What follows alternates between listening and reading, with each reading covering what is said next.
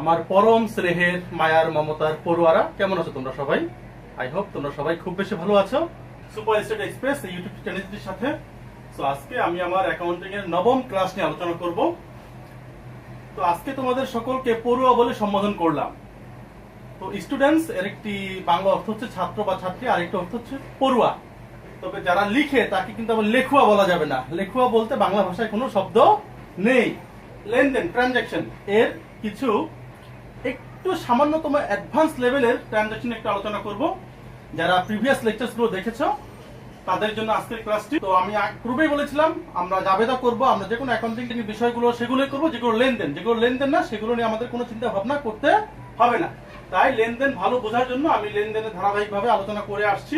আর পরবর্তীতে লেনদেনের আলোচনা শেষ হওয়ার পর হিসাব খাত ধাপে ধাপে আমি চলে যাব সাধারণ জাবেদায়। আচ্ছা, আজকে লেনদেনের বা ট্রানজাকশনস আমি যে সকল লেনদেনগুলো এখানে লিপিবদ্ধ করেছি বা যে সকল লেনদেন এবং ঘটনাগুলো এখানে লিপিবদ্ধ করেছি সেগুলো নিয়ে আলোচনা করব। নাম্বার 1, সমাজ কল্যাণ ক্লাবকে ৫,০০০ টাকা ডোনেশন দেওয়া হলো। ডোনেশন মানে দান, অর্থাৎ একটি সমাজ কল্যাণ ক্লাব তাকে দেওয়া হলো কত টাকা? ৫,০০০ টাকা। এখন এই টাকাটি কোথা থেকে দেওয়া হয়েছে কিছু বলা নেই। অর্থাৎ ব্যক্তিগত তহবিল থেকে দেওয়া হয়েছে নাকি ব্যবসা থেকে দেওয়া হয়েছে কিছু বলা নাই। কোথা থেকে দেওয়া হয়েছে এটা যদি বলা না থাকে তোমাকে ধরে নিতে হবে সেটা ব্যবসা থেকে। দ্যাটস মিন তোমার ব্যবসার এই যে তোমার ব্যবসা, এই ব্যবসার আর্থিক অবস্থার পরিবর্তন ঘটেছে। ধরে নিলাম তোমার ব্যবসায় ৫০,০০০ টাকা ছিল, ৫০,০০০ টাকা থেকে তুমি ৫,০০০ টাকা সমাজ কল্যাণ ক্লাবকে ডোনেশন দিয়েছো, দান করেছো। তার মানে ৫,০০০ টাকা তোমার ব্যবসা প্রতিষ্ঠানের নগদ ক্যাশ থেকে মাইনাস হবে। তাহলে আমার রয়ে যাবে কত টাকা? ৪৫,০০০ টাকা। That's mean it's a transaction. এখন যদি এই ঘটনাটি আমি এভাবে বলি, এই লেনদেনটি যদি এইভাবে বলি, সমাজ কল্যাণ ক্লাবকে ব্যক্তিগত তহবিল থেকে ডোনেশন দেওয়া হলো ৫,০০০ টাকা, তাহলে সেটি লেনদেন হবে না। তার মানে চেঞ্জটা কোথায় আসবে?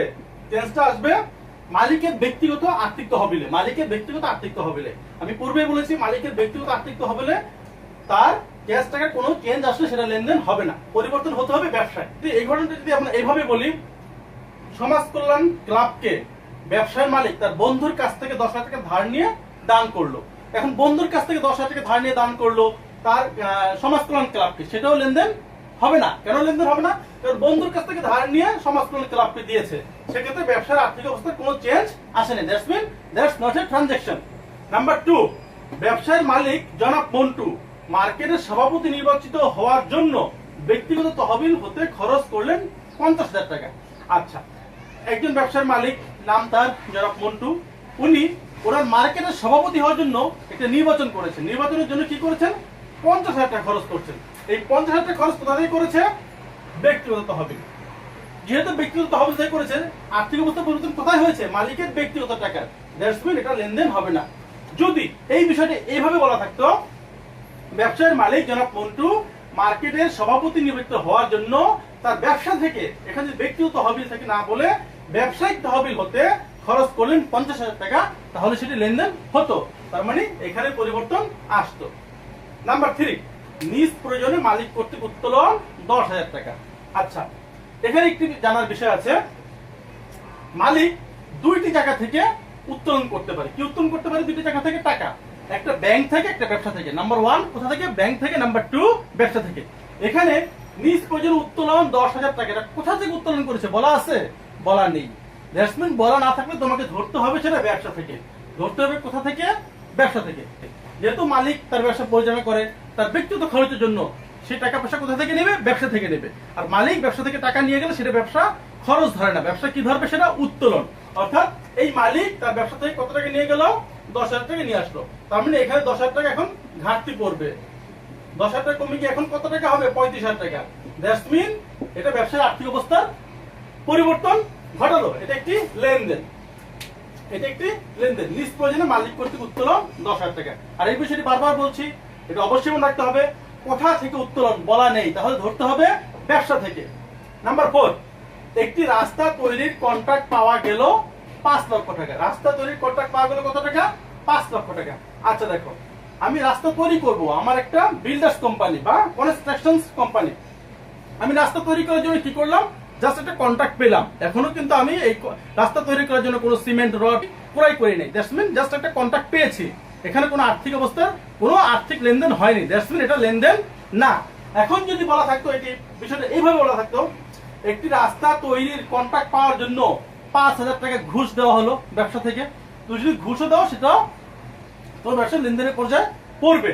যদি বলা থাকতো এইভাবে, একটি রাস্তা তৈরি করার কন্ট্রাক্ট পাওয়ার জন্য আনুষঙ্গিক খরচ করা হলো 10,000 টাকা, অর্থাৎ রাস্তা তৈরির কন্ট্রাক্ট পাওয়ার জন্য তুমি 10,000 টাকা খরচ করেছো, তাহলে সেই খরচটা কোথা থেকে? তোমার ব্যবসা থেকে দিয়েছো, দ্যাটস মিন সেটা লেনদেন হতো।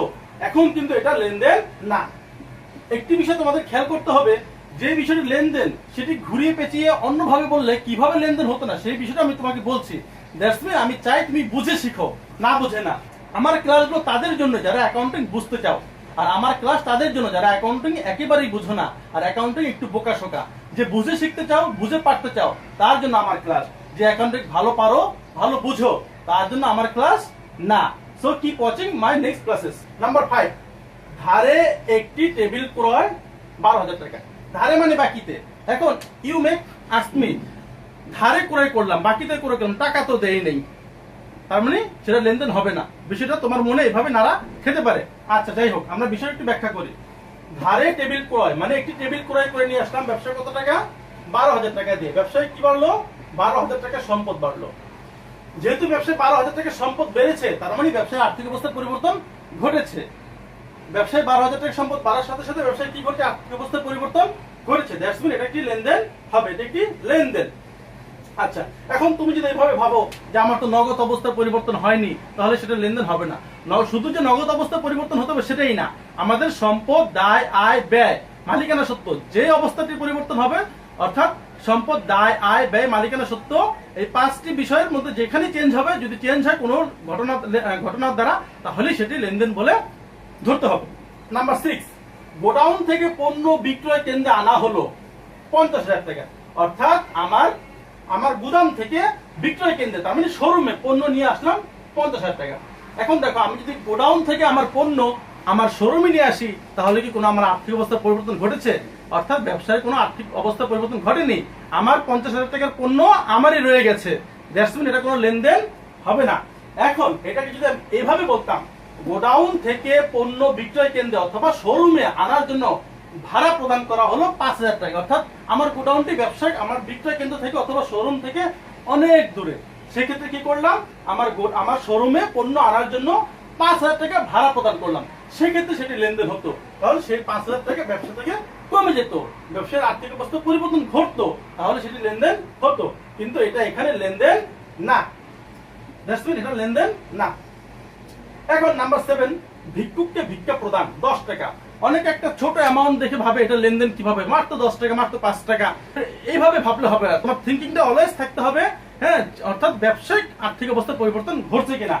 এখন ভিক্ষুককে ভিক্ষা প্রদান 10 টাকা, তার মানে এই 10 টাকা কোথা থেকে দেওয়া হয়েছে বলা নাই, ব্যক্তিগত তহবিল থেকে নাকি ব্যবসা থেকে, কিছুই বলা নেই। তারপরে ধরতে হবে এই 10 টাকা প্রদান করা হয়েছে তোমার ব্যবসা থেকে, ব্যবসায়িক তহবিল থেকে। তার মানে 10 টাকা তোমার এই ব্যবসা থেকে কমে যাবে, তার মানে ব্যবসার একটা আর্থিক অবস্থার পরিবর্তন ঘটবে, তার মানে এটা একটি লেনদেন। এখন যদি এটা বলা থাকতো ভিক্ষুককে ভিক্ষা প্রদান ব্যক্তিগত তহবিল থেকে 10 টাকা, তাহলে সেটা লেনদেন হতো না। যদি এভাবে এরকম ভাবে বলা থাকতো মালিক তার ছেলের পরীক্ষার উন্নতির জন্য বা ভালো পরীক্ষা দেওয়ার জন্য 10 টাকা ভিক্ষুককে প্রদান করলো, তাহলে সেটা লেনদেন হবে না। আচ্ছা, নাম্বার 8, মালিক ব্যবসায় অতিরিক্ত মূলধন আনলেন কত টাকা? 2 লক্ষ টাকা। এখন মালিক অতিরিক্ত মূলধন কি বিষয় সেটা আমি আমার প্রিভিয়াস ক্লাসে বলেছি। অর্থাৎ ব্যবসায়ের শুরুতে মালিক ব্যবসাকে যে সকল সম্পত্তি প্রদান করে তার আর্থিক মূল্যকে আমরা বলবো মূলধন।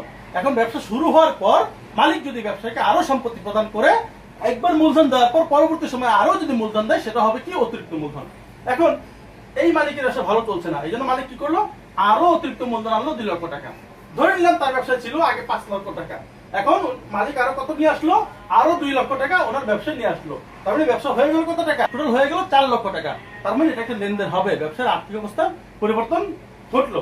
এই বিষয়ে যদি এইভাবে বলা হয় যে বন্ধুর কাছ থেকে 2 লক্ষ টাকা ধার নিয়ে ব্যবসা আনলে, তাহলে সেটি লেনদেন হবে, অর্থাৎ ব্যবসার আর্থিক অবস্থার পরিবর্তন ঘটবে। মালিক যখন ব্যবসায় টাকা দরকার হয়, মালিক কোত্থেকে আনে? তার নিজস্ব টাকা থাকলে সে নিজস্ব টাকা থেকে দেবে। এখন তারপর সে কি করবে? তার আত্মীয় স্বজনের কাছ থেকে ধার বা লোন বা ঋণ নেওয়ার চেষ্টা করবে, সেক্ষেত্রে তাদের আত্মীয় স্বজনের কাছ থেকে আনবে। আত্মীয় স্বজন ধার দিল না বা ধার দিতে সক্ষম হলো না, তা সেক্ষেত্রে সে কি করবে, তার বন্ধু বান্ধবের কাছ থেকে ধার চাবে যে ভাই আমি ব্যবসা করবো, আমাকে টাকা দাও। এখন বন্ধু বান্ধব ঋণ দিল না, সেক্ষেত্রে সে কি করবে, বিভিন্ন আর্থিক প্রতিষ্ঠানের শরণাপন্ন হবে। সে ব্যাংকে শরণাপন্ন হবে, ব্যাংক থেকে লোন নেওয়ার চেষ্টা করবে, সে বিভিন্ন সমবায় সমিতির কাছ থেকে লোন নেওয়ার চেষ্টা করবে। এভাবেই তার ব্যবসা চলবে। এখন এখানে যদি উল্লেখ করা থাকে মালিক বন্ধুর কাছ থেকে ঋণ নিয়ে ব্যবসা টাকা আনলো, আত্মীয় স্বজনের কাছ থেকে ঋণ নিয়ে টাকা আনলো, ব্যাংক থেকে ঋণ নিয়ে ব্যবসায় টাকা অতিরিক্ত মূলধন আনলো, তাহলে সবগুলো লেনদেন হবে। নাম্বার 9, মালিক তার ব্যবসা থেকে পণ্য নিলেন 1000 টাকা। এক্ষেত্রে একটু আলোচনার বিষয় আছে, যে ব্যবসায়ী লেনদেনগুলো আমরা শিখছি, ওই ব্যবসায়ী লোকটি একজন মুদির দোকানদার। কিসের দোকানদার? মুদির দোকানদার। তার ব্যবসায় চাল ডাল নিত্য প্রয়োজনীয় অনেক পণ্য আছে। এখন এই যে মুদির দোকানদার, সে কি তার নিজের প্রয়োজনে চাল দরকার হতে পারে না? অবশ্যই হতে পারে। চাল ডাল তেল এগুলো নিত্য প্রয়োজনীয় দ্রব্য, যদি সবারই দরকার হতে পারে। এখন তার 1000 টাকার চাল দরকার, ধরে নিলাম তার 20 কেজি চাল দরকার। এখন সে 20 কেজি চাল, সে নিজে একজন মুদির দোকানদার, তার দোকানে চাল রয়ে গেছে, সে এই 20 কেজি চাল কোথা থেকে কিনবে? সে কিন্তু অন্য দোকানদার কাছ থেকে নেবে না। সে কি করলো, তার ব্যবসা থেকে, অর্থাৎ তার দোকান থেকে সে 1000 টাকার চাল নিয়ে গেল। তার মানে কি, তার ব্যবসায় 1000 টাকার পণ্য কমে গেল, 1000 টাকার পণ্য কমে গেল। 1000 টাকার পণ্য কমার সাথে সাথে তার ব্যবসায়ের যে আর্থিক অবস্থা, এটা পরিবর্তন ঘটেছে, আর্থিক অবস্থা পরিবর্তন ঘটেছে। আচ্ছা, নাম্বার 9 যদি আমি এভাবে বলি, মালিক তার ব্যক্তিগত টাকা দিয়ে 1000 টাকা পণ্য ক্রয় করলো, তাহলে সেটা লেনদেন হবে না। তার মানে টাকাটা কোথেকে দিছে? তার ব্যক্তিগত তহবিল থেকে। ব্যক্তিগত তহবিল থেকে দেওয়ার ফলে তার চেঞ্জিং আসছে কোথায়? মালিকের ব্যক্তিগত তহবিল। দ্যাটস মিন ওটা লেনদেন হবে না। আচ্ছা, নাম্বার 10, দোকান ভাড়া অগ্রিম প্রদান 20,000 টাকা। অনেক ভালো ভালো ব্যবসায়িক মালিক আছে, তাদের দোকান ভাড়া, তাদের ব্যবসা প্রতিষ্ঠানের ভাড়া মালিকের সাথে সুসম্পর্ক তৈরি করার জন্য অগ্রিম দিয়ে দেয়। অর্থাৎ তুমি কি করলে, জানুয়ারি ফেব্রুয়ারি মার্চ 3 মাসের ভাড়া একসাথে দিয়ে দিলে। অর্থাৎ দোকান ভাড়া অগ্রিম প্রদান 20,000 টাকা। এই 20,000 টাকা অগ্রিম দেওয়ার ফলে তোমার ব্যবসা থেকে 20,000 টাকা কমে যাবে। 20,000 টাকা কমে যাবে। ধরে নাও তোমার ব্যবসা ছিল 40,000 টাকা, এখন তুমি 20,000 টাকা ভাড়া বাবদ দিয়ে দিলা। তার মানে তোমার ব্যবসার এখন রইল কত টাকা? 20,000 টাকা। তার মানে তোমার ব্যবসার আর্থিক অবস্থার একটি পরিবর্তন এসেছে। তার মানে এটা লেনদেন হবে। পর্যায়ক্রমে তোমাদের যে কাজটি করতে হবে, তোমাদের হোমওয়ার্ক থাকবে, তোমরা বাসায় বসে তোমাদের পাঠ্যপুস্তকের লেনদেন বিষয়গুলো তোমরা দেখো, বোঝার চেষ্টা করো। আর যে বিষয়টা তোমরা ভালো বুঝতে পারবে না, সেটা জাস্ট একটি রেড মার্ক করে এভাবে সার্কেল দিয়ে টিক তুলে আমার ইমেইলে মেইল করে দাও। ওই বিষয়ের উপর আমি ক্লাস নেওয়ার চেষ্টা করব। So keep watching my next classes and stay with my super study express শিক্ষা বাহন। এই বাহনে চলে বসো, তোমরা অনেক দূরে চলে যাবে ইনশাআল্লাহ। কথা দিলাম, কথা রাখবো। ধন্যবাদ।